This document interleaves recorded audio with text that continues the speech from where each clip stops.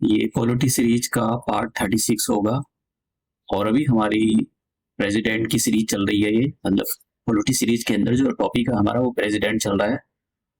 और आज हम देखेंगे जो भी आयोग ने पिछले सालों में कुछ इंपॉर्टेंट क्वेश्चन पूछे वो देखेंगे। पहले थोड़े से नोट्स देख लेते हैं। तो आपको एक तो ये पता होना चाहिए जो प्रेसिडेंट होता है, देखिए दो चीजें हैं। एक तो प्राइम मिनिस्टर, ठीक है, एक तो होता है पीएम और दूसरे होते हैं हमारे प्रेसिडेंट। प्रेसिडेंट जो होता है वो नॉमिनल हेड होता है, nominal head of the state, मतलब नाम मात्र का, ठीक है। और पीएम जो होता है रियल हेड होता है, रियल हेड, रियल हेड भी बोलते हैं और इसको डी फैक्टो भी बोलते हैं। डी फैक्टो, डी फैक्टो मतलब वास्तव में रियल एग्जीक्यूटिव है। सारी पावर जो है पीएम के पास होती है रियल में, नॉमिनल। और इसको बोलते हैं डी जुरे, डी जुरे, डी जुरे का मतलब नाम मात्र एग्जीक्यूटिव। असली पावर नहीं है इनके पास। जैसे राजा होता है, राजा के सर पर ताज रखा होता है, जब भी राजा को लड़ाई करने जाना होता है तो कौन जाता है? राजा जाएगा, लेकिन वो ताज वहीं रहेगा। लेकिन वो ताज क्या बताता है? वो ताज ये बताता है जिसके सर पर वो ताज होगा वही राजा है।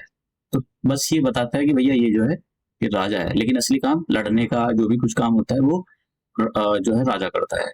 तो सेम है प्रेसिडेंट के हाथ में, बस मतलब जो जितने भी काम किए जाते हैं, एग्जीक्यूटिव हो जुडिशरी हो, वो सब प्रेसिडेंट के नाम पर होते हैं, लेकिन असली जो होता है वो प्राइम मिनिस्टर के हाथ में पावर होती है। Prime minister council of minister के हेड होते हैं और council of minister he president को एड एंड एडवाइस देती है। तो ये वाली बात आप याद रखना। तो अब हम अपना जो है ये स्टार्ट करते हैं। तो पहला क्वेश्चन ये है, which one of the following is not correct about the powers of the president?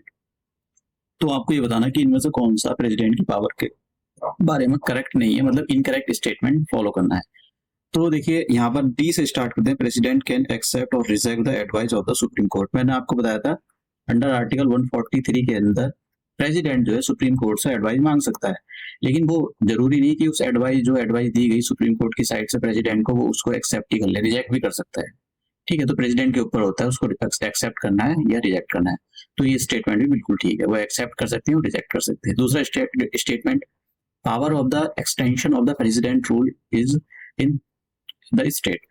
जब भी प्रेसिडेंट रूल लगाना होता है तो ये पावर किसके हाथ में? प्रेसिडेंट के हाथ में होती है। ठीक है, तो प्रेसिडेंट ही जो है अंडर आर्टिकल 356 और अंडर आर्टिकल 365, आर्टिकल 355 जो पावर देता है सेंटर को, और फिर उसके बाद में सेंटर जो है इन दो आर्टिकल का यूज करती है। तो ये भी प्रेसिडेंट के हाथ में होता है, प्रेसिडेंट जो प्रेसिडेंट रूल लगा देता है। लेकिन प्रेसिडेंट रूल ऐसे नहीं लगाते, वो काउंसिल ऑफ मिनिस्टर की ईड एंड एडवाइस पे काम करते हैं। ठीक है, जैसे काउंसिल ऑफ मिनिस्टर बोलेगी वैसा ही वो करेगा।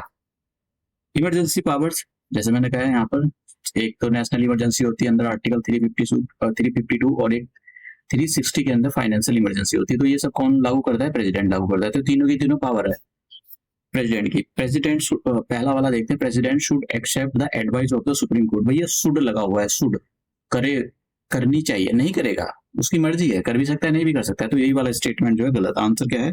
ए। Next question, power of the president to grant pardon etc. देखो मैंने आपको एक आर्टिकल बताया था, आर्टिकल 72। तो 72 के अंदर प्रेसिडेंट को पावर दी गई है कि जो प्रेसिडेंट है वो किसी की अगर मान लो किसी को डेथ सेंटेंस, सजाए मौत दे दी, तो प्रेसिडेंट उसकी जो है सजा को माफ कर सकते हैं। और मान लो आर्मी का जो कोर्ट होते हैं, मिलिट्री कोर्ट होते हैं, मिलिट्री कोर्ट के अंदर अगर उसको लाइफ इम्प्रिजनमेंट या सजाए मौत दे रही, तब भी मिलिट्री कोर्ट से भी प्रेसिडेंट के पास इतनी पावर होती है कि उनकी सजा को भी माफ कर सकता है। लेकिन गवर्नर को भी पावर दे रखी है ये। गवर्नर और प्रेसिडेंट की पावर में ये अंतर होता है कि एक तो डेथ सेंटेंस अगर दी गई है किसी बंदे को तो केवल वो प्रेसिडेंट ही उसकी पावर को खत्म वो कर सकता है, मतलब डेथ सेंटेंस को खत्म कर सकता है। गवर्नर के हाथ में ये पावर नहीं होती।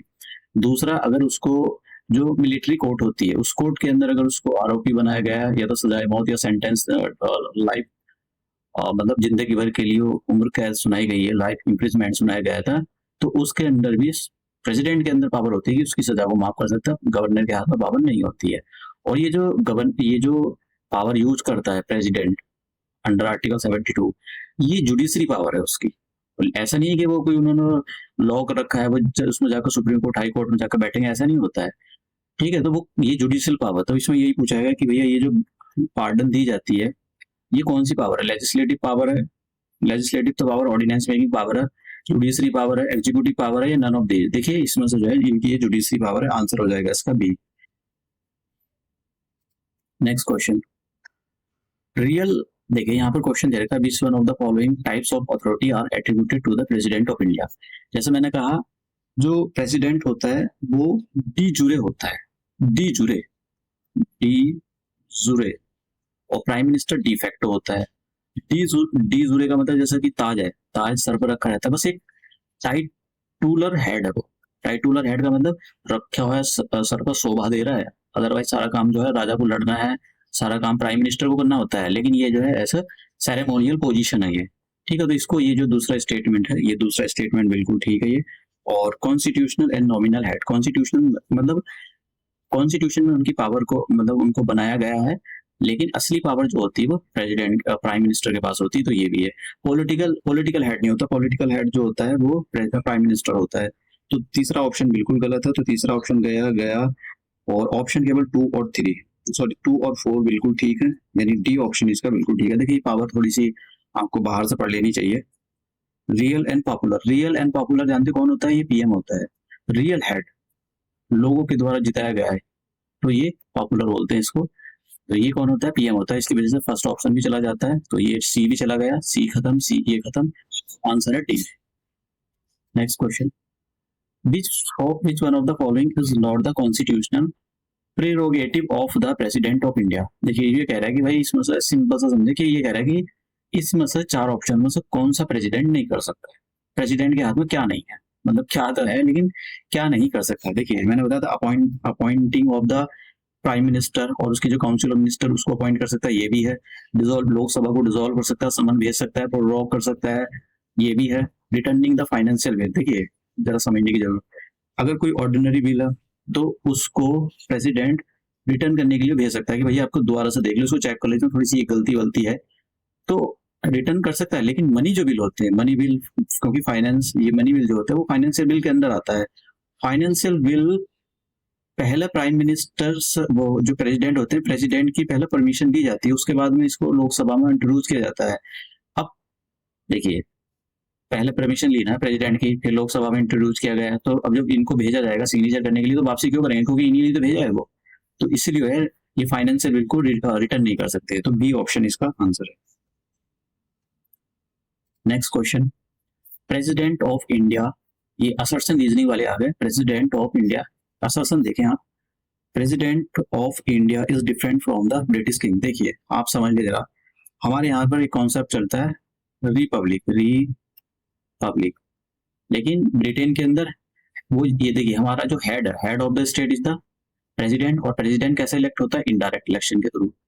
तो ऐसी डेमोक्रेसी जहां पर प्रेसिडेंट या तो डायरेक्ट इलेक्ट होता हो या इनडायरेक्ट इलेक्ट होता है, तो वहां पर बोलते हैं कि जो वो जो वहां का जो हेड है वो रिपब्लिक है। ठीक है, वो जो पॉलिटी है, वो जो कंट्री है वो रिपब्लिक है। और अगर मान लो वो ऐसा है कि मान लो जैसे पिताजी बन गए, मान लो कोई किसी देश का, जैसे बहुत सारे हैं सऊदी अरबिया वगैरह में, तो वहां पर कोई वो नहीं होता है, जो हेड ऑफ द स्टेट होता है उनके कोई इलेक्शन विलेक्शन नहीं होते।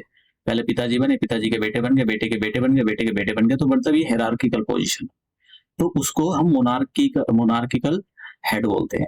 ठीक है, मतलब वो जो है रिपब्लिकन नहीं होते, वो मोनार्की होती है। तो हमारा जो मतलब प्रेसिडेंट है वो रिपब्लिक है। रिपब्लिक का मतलब हमारी जो पॉलिटी वो रिपब्लिक है, क्योंकि हमारा जो हेड है वो इलेक्शन के थ्रू ही, भले से इनडायरेक्ट इलेक्शन हो, इलेक्ट होकर आता है। लेकिन ब्रिटेन के अंदर जो वहाँ का जो किंग होता है वो मोनार्की है, मतलब पहले, अब पहले वो उसकी कौन थी, मैं नाम भूल गया, एलिजाबेथ थर्ड थी या सेकंड थी, मुझे नहीं पता। और फिर अब जो उसके बेटे बन गए, उसके फिर और बेटे बने, फिर ऐसे चलता रहेगा, क्योंकि इलेक्शन विलेक्शन नहीं होते, तो ऐसे को बोलते हैं। अब यही डिफरेंस है बस।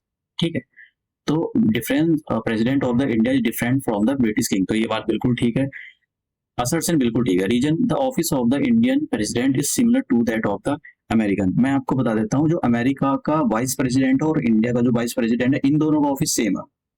समझ गया, अमेरिका इंडिया का जो वाइस प्रेसिडेंट का ऑफिस लिया है वो अमेरिका से ही लिया गया है। तो ये याद रखना कि इंडियन जो वाइस प्रेसिडेंट का ऑफिस है वो अमेरिका से लिया है। यहाँ का प्रेसिडेंट और वहाँ का प्रेसिडेंट दोनों अलग, दोनों में कोई समानता नहीं है, ठीक है। वहाँ पर पार्लियामेंट्री फॉर्म, यहाँ पर पार्लियामेंट्री फॉर्म ऑफ गवर्नमेंट है इंडिया के अंदर, वहाँ पर जो है प्रेसिडेंशियल फॉर्म ऑफ गवर्नमेंट है। तो ये जो है रीजन बिल्कुल गलत है, तो असर्शन ठीक है, रीजन गलत है, इस वजह से आंसर हो जाता है इसका सी। नेक्स्ट क्वेश्चन और last question, president is the part of the parliament. देखिए प्रेसिडेंट, हमारा जो प्रेसिडेंट है, मतलब कोई बिल पास हो गया लोकसभा से राज्यसभा से, तो वो बिल जो है सिग्नेचर होने के लिए जाता है प्रेसिडेंट। प्रेसिडेंट ने उस पर सिग्नेचर कर भी सकता है, नहीं भी कर सकता, वो अलग बात है, लेकिन जब तक वो सिग्नेचर नहीं करेगा वो लॉ नहीं बनेगा। तो इसका मतलब ये पहला वाला जो असर्शन है ये बिल्कुल ठीक है, क्योंकि हमारा जो प्रेसिडेंट है वो पार्लियामेंट का पार्ट है। A bill passed by the two houses of the parliament cannot become the law without the assent of the president in context of the above। मतलब जब तक प्रेसिडेंट सिग्नेचर नहीं करेगा वो बिल एक्ट नहीं बनेगा, और जब बिल एक्ट नहीं बनेगा तो वो किसी भी काम करेंगे। तो इसीलिए जो है भले से ही प्रेसिडेंट लोकसभा राज्यसभा के अंदर ना बैठते हो, लेकिन वो इसके पार्ट लॉ मेकिंग प्रोसेस के। तो यहाँ पर जो है, और ये जो रीजन है वो भी ठीक है, और रीजन जो है असर्शन को पूरी तरह से एक्सप्लेन कर रहा है, तो इस वजह से इसका both A and R true and R is the correct explanation of the A. तो इसका जो आंसर होगा वो ए हो जाएगा, ठीक है। अब हम नए लेक्चर में मिलते हैं, और नया लेक्चर भी प्रेसिडेंट पर बेस होगा। तो नए लेक्चर में मैं जानते हो क्या लाने वाला हूँ, नए लेक्चर में मैं देखिए मैं ये प्रेसिडेंट के ऊपर होगा, इसमें एमसीक्यू नहीं होंगे, मैं आपको प्रेसिडेंट एक्चुअली इसलिए बताना चाहता हूँ क्योंकि आपको कभी कभी वो क्वेश्चन सीधे पूछता है, डायरेक्ट क्वेश्चन पूछता है कि ये प्रेसिडेंट कौन से नंबर का था, ये क्या है, कौन से जिले से, ऐसे क्वेश्चन पूछता है। तो मैं आपको एक ओवरव्यू दे दूंगा, हालांकि आप पढ़ भी सकते हो अलग से, लेकिन फिर भी मैं ये सारी चीजें मेरे पास हैं, तो मैं एक थोड़ा सा 5-6 मिनट का मैं ओवरव्यू में सारा कर डालूंगा। तो नेक्स्ट लेक्चर में आप प्रेसिडेंट तैयार रखना, उसके बाद भी हमारा प्रेसिडेंट चलेगा 38 वाला, तो हम 38 में भी प्रेसिडेंट करेंगे, और 38 के बाद हमारा 39 तक प्रेसिडेंट चलेगा, उसके बाद में हमारा वाइस प्रेसिडेंट चलेगा। तो आप प्रेसिडेंट को तैयार रखना। नेक्स्ट लेक्चर में मिलते हैं, मैं यहीं पर वीडियो को समाप्त करता हूँ।